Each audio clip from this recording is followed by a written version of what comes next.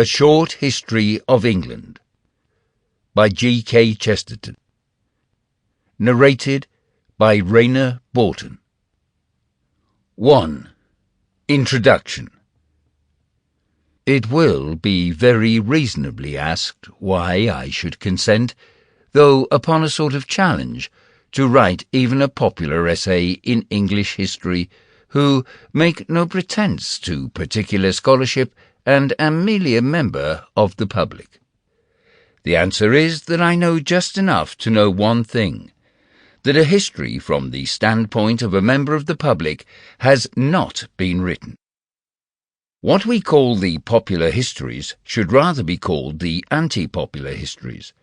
They are all, nearly without exception, written against the people, and in them the populace is either ignored or elaborately proved to have been wrong.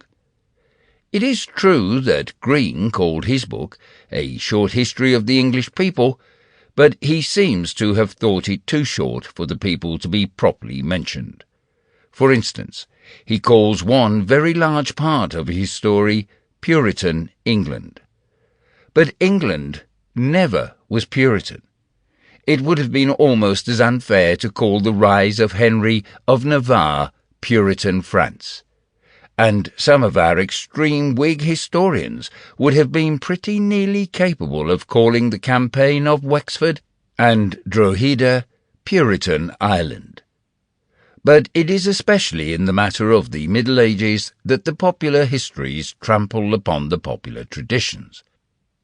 In this respect, there is an almost comic contrast between the general information provided about England in the last 2 or 3 centuries in which its present industrial system was being built up, and the general information given about the preceding centuries, which we all call broadly medieval.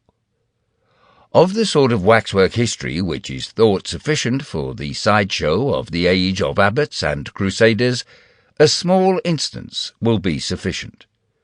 A popular encyclopedia appeared some years ago professing, among other things, to teach English history to the masses, and in this I came upon a series of pictures of the English kings. No one could expect them to be all authentic, but the interest attached to those that were necessarily imaginary. There is much vivid material in contemporary literature for portraits of men like Henry II or Edward I, but this did not seem to have been found or even sought. And wandering... Sample complete. Ready to continue?